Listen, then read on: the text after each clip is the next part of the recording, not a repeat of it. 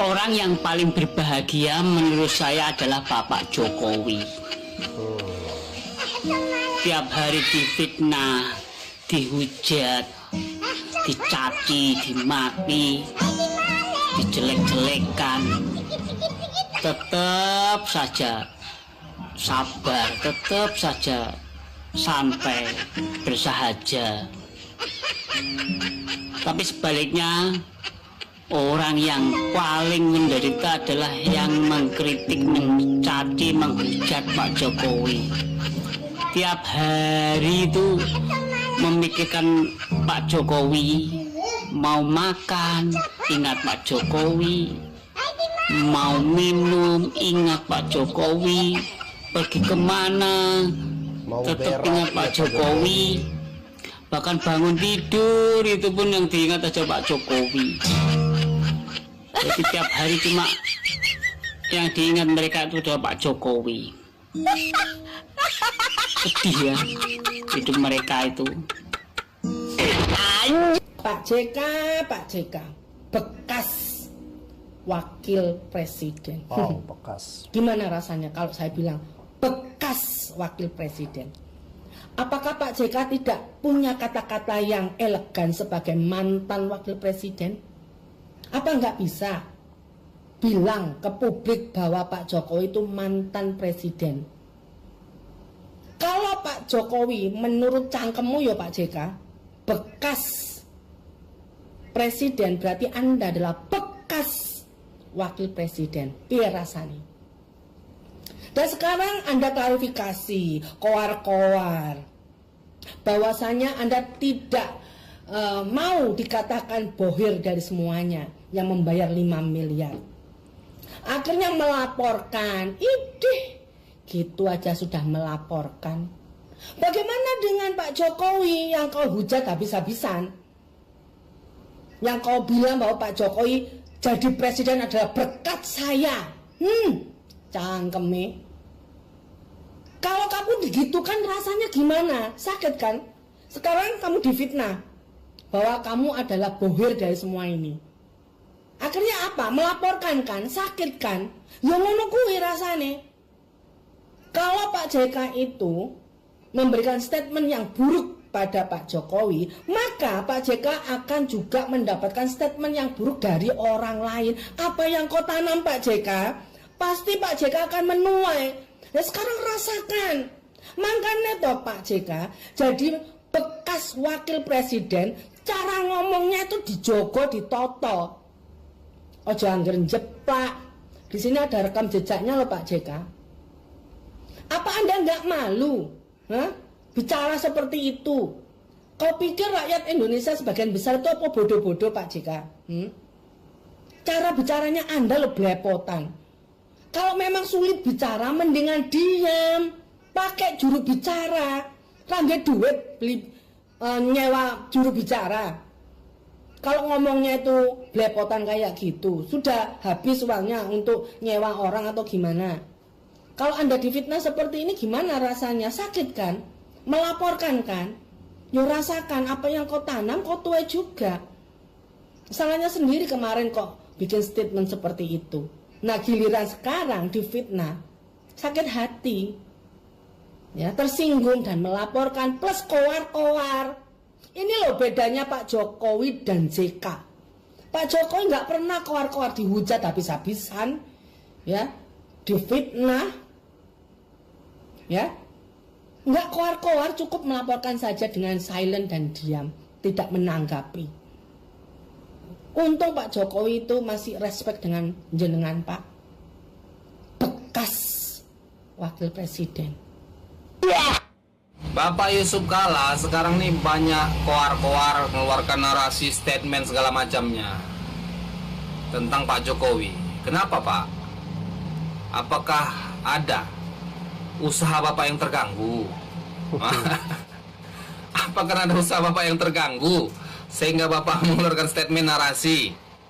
Nah cobalah, Bapak 5 tahun loh Bapak jadi wakil Pak Jokowi, nggak ada Bapak koar-koar, nggak ada nuntut-nuntut ijazah. Sekarang Bapak koar-koar mengeluarkan statement.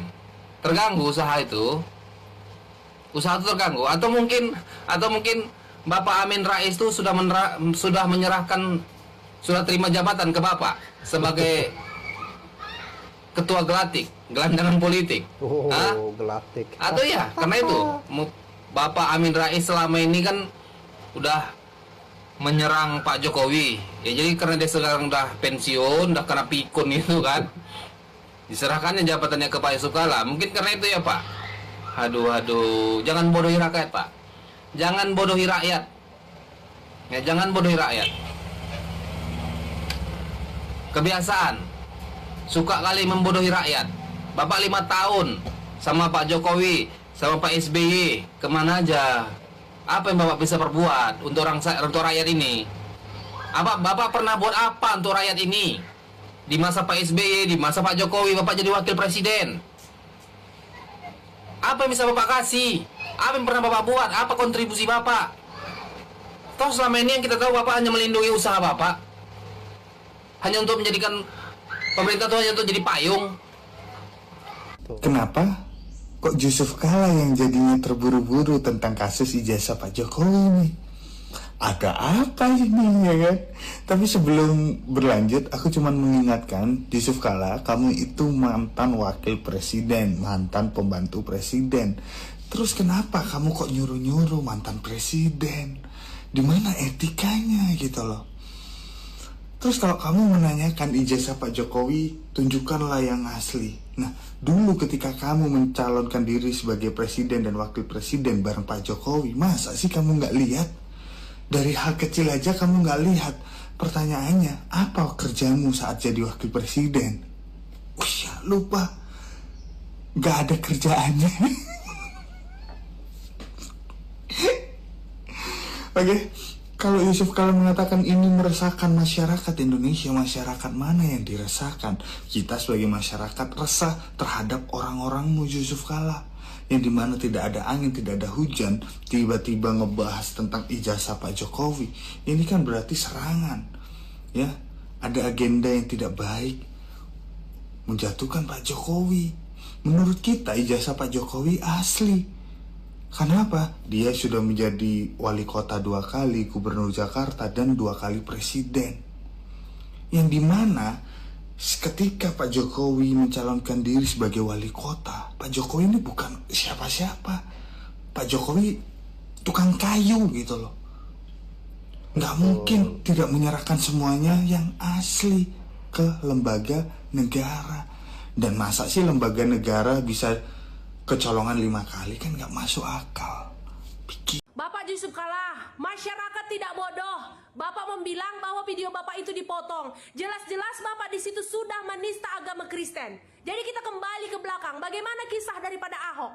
Ahok sudah tersangka sebagai penista agama. Akhirnya dia dipenjara.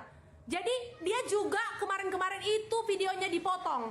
Tapi tetap dia sebagai tersangka dan akhirnya dipenjarakan. Jadi bagaimana dengan video daripada yang beredar atas penistaan agama Kristen yang dilakukan oleh Bapak Yusuf Kalla berpidato? Di negara yang katanya perbedaan itu diakui, dihargai, bahkan undang-undang mengatur itu, kok bisa ada konflik antar orang yang berbeda agama? Sebenarnya apa yang mengganggu pikiranmu hari itu? Aku prihatin dengan kondisi negara kita sekarang. Karena dalam satu sisi kita mengklaim bahwa kita semakin maju, semakin demokratis, semakin dipandang tinggi. Tapi di dalam negara kita sendiri, kita menjatuhkan satu sama lain, meremehkan satu sama lain, bahkan menyakiti satu sama lain secara mental dan fisik hanya karena perbedaan agama atau kepercayaan. Dan itu jauh dari nilai-nilai kita sebagai negara. Coba Pancasila, pertama apa? Ketuhanan yang Maha Esa. Artinya bukan hanya satu agama yang benar, yang lain salah. Artinya kita harus memiliki kepercayaan terhadap Tuhan. Tapi walaupun begitu kita menghargai satu sama lain. Walaupun mungkin kepercayaan kita, agama kita berbeda. Karena Bung Karno pernah mengatakan, tidak ada ketuhanan yang Maha Esa jika tidak ada kemanusiaan. Kalau kita sesama manusia tidak bisa menghargai dan mencintai satu sama lain dan merespek cara berpikir satu sama lain, bagaimana kita bisa mengklaim bahwa kita adalah makhluk yang mencintai Tuhan? ya. Dan lagi-lagi mungkin aku salah satu manusia beruntung di dunia karena dalam keluarga aku sendiri aku melihat bahwa perbedaan kepercayaan atau agama bukanlah suatu hal yang akan menghambat perkembangan kita sebagai manusia. Kristen juga berpikir begitu. Kalau saya bunuh orang Islam, saya syahid. Kalau saya mati pun saya syahid. Dan tidak seharusnya kita melecehkan dan menyakiti satu sama lain hanya karena sebuah perbedaan. Manusia adalah makhluk yang finite atau terbatas. Sedangkan Tuhan adalah sosok yang infinite atau tidak terbatas. Oleh karena itu, bagaimana kita sebagai makhluk yang terbatas merasa mempunyai kemampuan untuk mengerti sesuatu yang jauh di luar kapasitas kita? Bagaimana kita sebagai makhluk yang terbatas bisa memahami esensi dari sesuatu yang tidak terbatas?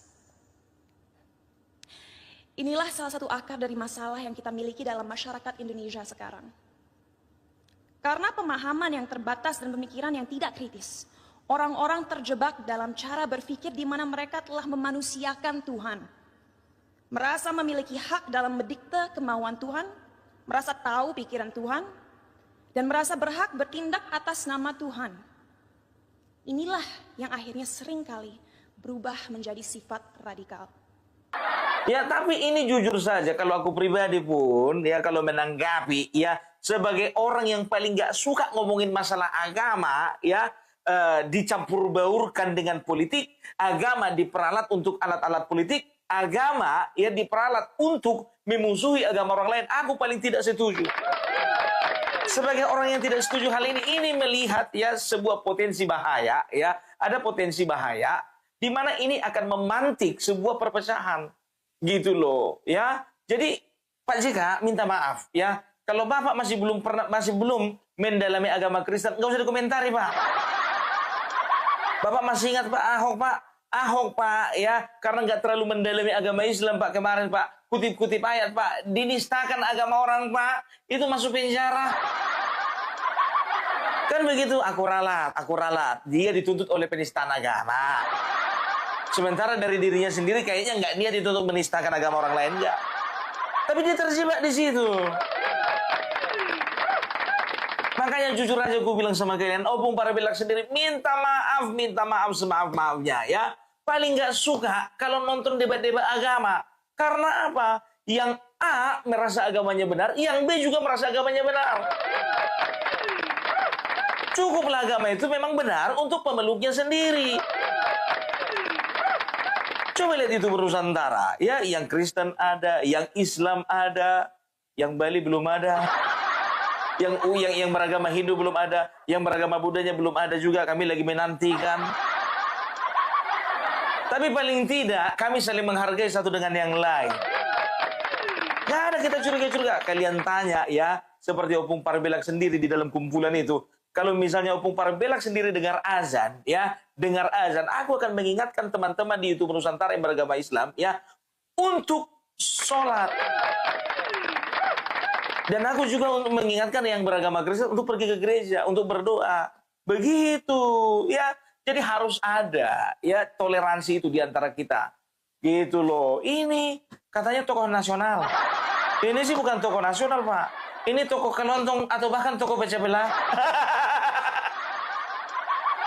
Aduh, Bapak Yusuf Kalla, makin lama kok kayaknya jujur aja lo gue bilang harusnya hidup tenang ini kawan.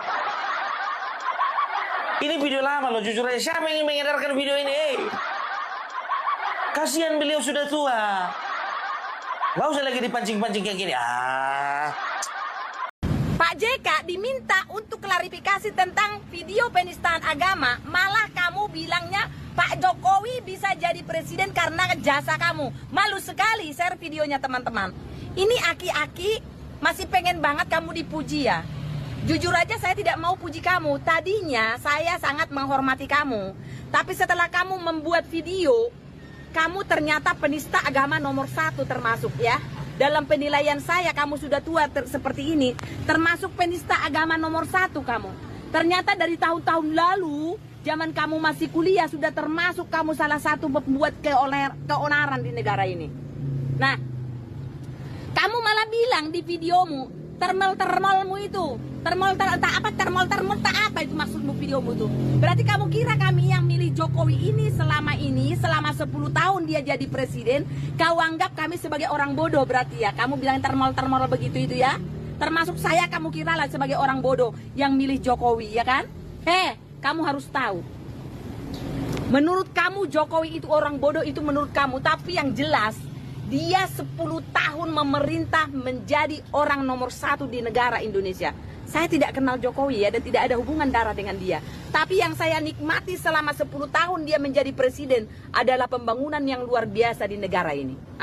Kalau kamu tidak merasa itu ya terserah. Tapi yang jelas kamu pernah jadi wakilnya kan? Ternyata kamu musuh dalam selimut dong. Kalau melihat videomu ini sekarang, kamu merasa kamu orang paling berjasa Jokowi di saat jadi presiden. Kamu musuh dalam selimut berarti saat kamu menjadi wakilnya Jokowi, kamu ternyata orang jahat. Ada di sampingnya Pak Jokowi, ternyata kamu musuh dalam selimut dia. Itu dalam penilaian saya, boleh dong saya menilai sebagai masyarakat. Saya menilai dari videomu. Karena kami minta mengklarifikasi tentang penistaan agama yang kamu buat di dalam videomu itu, entah itu potongan yang tangga yang jelas kau mengatakan itu mau potongan mau enggak pun itu mengandung penistaan agama. Kalau menurut penilaian saya, boleh dong saya menilai dari kata-katamu. Kami masyarakat ini bukan orang bodoh, sekalipun kau merasa kami ini orang bodoh, tapi kami bukan orang bodoh seperti yang kamu pikirkan itu. Nah, sudah dijawab sama Jokowi juga loh klarifikasinya. Dia selalu merendah, bukan seperti kamu selalu merasa hebat. Dia mengatakan apa? Saya bukan siapa-siapa dan yang menilai bukan saya tapi masyarakat. Tapi di mata saya Jokowi masih jauh lebih tinggi dan lebih terhormat daripada kamu. Tahu nggak? Karena Jokowi itu selalu merendah dan dia berjasa buat bangsa ini 2 kali menjadi presiden. Kamu belum pernah setengah kali pun kan? Kamu hanya sebagai wakil doang, sebagai pesuruh. Tapi kamu bisa mengatakan kalau bukan karena saya Jokowi tidak bisa jadi presiden. Malu dong. Kalau kamu memang merasa hebat, harusnya kamu dong yang jadi presiden. Heran luar biasa. Kok bisa ya orang seperti kamu, yang tadinya sangat saya menghormati kamu di usia tuamu, justru saya merasa kamu itu orang tidak ada guna. Menurut saya, boleh dong saya mengatakan itu. Karena kamu sudah tua bisa mengeluarkan kata-kata yang tidak baik. Kami contoh yang masih di belakangmu ini, harusnya kamu ajarkan hal-hal yang baik buat kami, supaya ada yang kami ingat daripadamu di usia tuamu ini, supaya ada kami contoh. Tapi malah di usia tuamu ini kata-kata yang tidak baik yang kau ucapkan, menjadi penista agama, menjatuhkan nama baik presiden yang menjadi kepalamu saat kamu sebagai wakilnya. Ternyata kamu adalah orang yang sangat tidak baik kalau menurut penilaian saya. Kalau menjadi wakil harusnya kamu itu kan pesuruhnya, kamu yang diatur-atur oleh dia, harusnya kamu menghormati pimpinanmu. Tapi kamu malah mengatakan kalau bukan karena saya dia tidak bisa jadi presiden. Emang kamu sebagai apa kok bisa kau menjadikan orang jadi presiden? Tidak layak tahu nggak kamu mengatakan begitu kepada seorang presiden. Share videonya teman-teman, udah tua tidak tahu diri kau. Boleh saya menilai dong, yang penting saya tidak mengatakan kau hal-hal yang tidak baik, tapi menilai sikapmu saya boleh dong. Karena kau tidak layak dikatakan sebagai orang tua yang terhormat.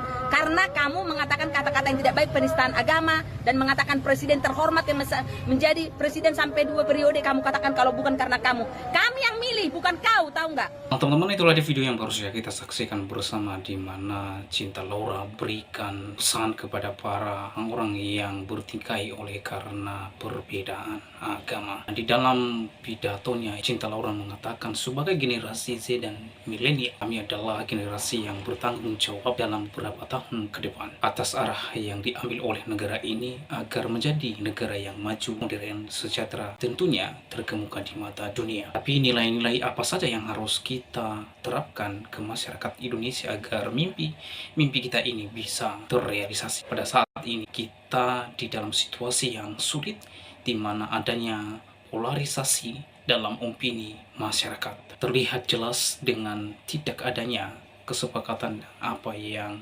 dibutuhkan oleh negara ini agar benar-benar menjadi satu kesatuan yang kuat. Dalam satu sisi, generasi muda sekarang mempunyai kehidupan benar untuk mempromosikan budaya dan identitas bangsa. Kami percaya dan pentingnya untuk negara-negara di luar sana melihat keunikan dan kehebatan negara ini. Tapi di sisi lain, sampai detik ini kita masih sering berkelahi dan menjatuhkan satu sama lain hanya karena perbedaan ras, suku, dan terutama agama. Bagi saya pribadi, hal tersebut sungguh ironis. Karena bukankah pasal 1 Undang-Undang Dasar mengatakan ada 6 agama di negara ini? Bukankah moto negara ini Bhinneka Tunggal Ika, yaitu berbeda tapi satu? Tapi mengapa walaupun dalam fondasi negara yang begitu memeluk perbedaan dan toleransi tetap saja masih ada konflik? Apa yang membuat agama mampu membuat kita melupakan inti identitas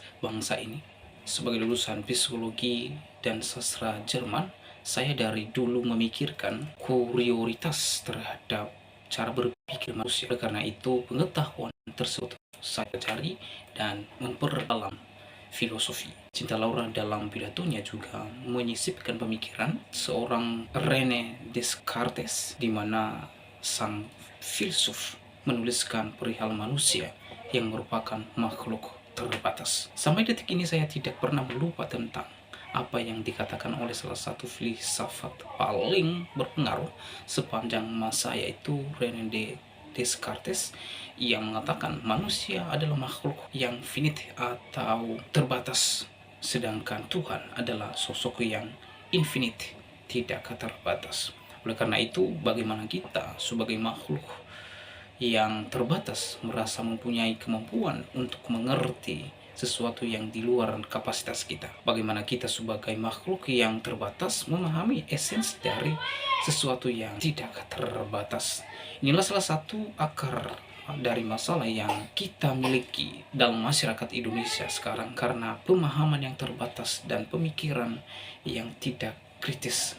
Orang-orang terjebak dalam cara berpikir mereka telah memanusiakan Tuhan, merasa memiliki hak dalam mendikte kemauan Tuhan, merasa tahu pikiran Tuhan, dan merasa berhak bertindak atas nama Tuhan. Inilah yang akhirnya seringkali berubah menjadi sifat radikal. Dalam perbincangan saya beberapa waktu lalu dengan Habib Hussein Ja'far, kami berdua sepakat bahwa bahaya yang masyarakat kita alami sekarang adalah atasnamakan Tuhan untuk kepentingan pribadi, menyesatkan generasi bangsa dan dengan prinsip hidup yang sebenarnya tidak ada dalam kitab suci agama.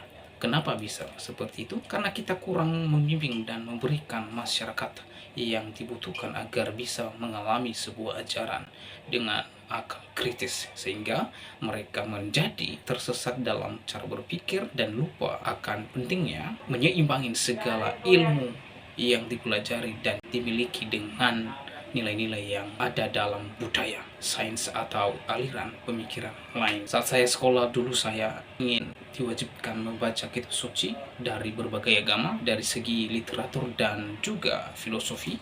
Selanjutnya saya diberikan kesempatan memahami segala keindahan setiap agama dan sadar bahwa pada akhirnya fungsi terbesar agama adalah satu, yaitu untuk membimbing kompas moral manusia, untuk mengingatkan manusia kita harus memperlakukan satu sama lain dengan hormat, bahwa kita harus bersyukur dan bahwa kita semua waktu kita di dunia ini adalah singkat dan terbatas. Oleh karena itu, ingatkan untuk selalu jadi seorang yang rendah hati dan siap membantu sama lain. Jadi apa yang harus dilakukan ke depan untuk melawan segala kebohongan yang ada? Apa yang kita bisa lakukan untuk memperdaya rakyat bangsa ini? Saya rasa jawabannya cukup jelas. Satu penting sekali kita mengingatkan saudara-saudara kita yang akan indahnya, kayanya, dan uniknya budaya-budaya yang kita miliki di negara ini. Sejak usia dini, penting kita mengenalkan budaya ini tidak hanya di sekolah, tapi juga melalui media dan semua platform digital yang ada.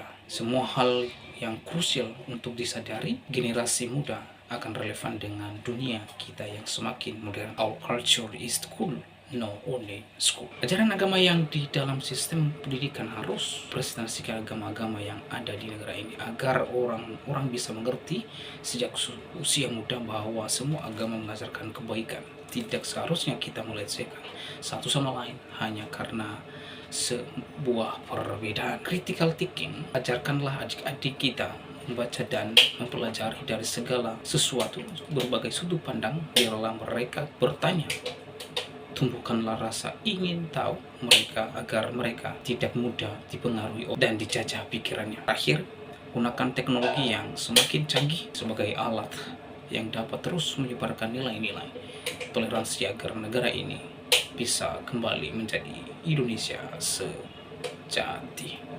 Nah, teman-teman, itulah dia pidato Cinta Laura terkait dengan moderasi beragama, dan kiranya pidato ini bermanfaat bagi kita semua, memberikan pencerahan dan edukasi untuk semua kita pahami bersama. Demikian video kali ini, sampai bertemu di video saya selanjutnya. Tuhan Yesus memberkati kita semua. Shalom.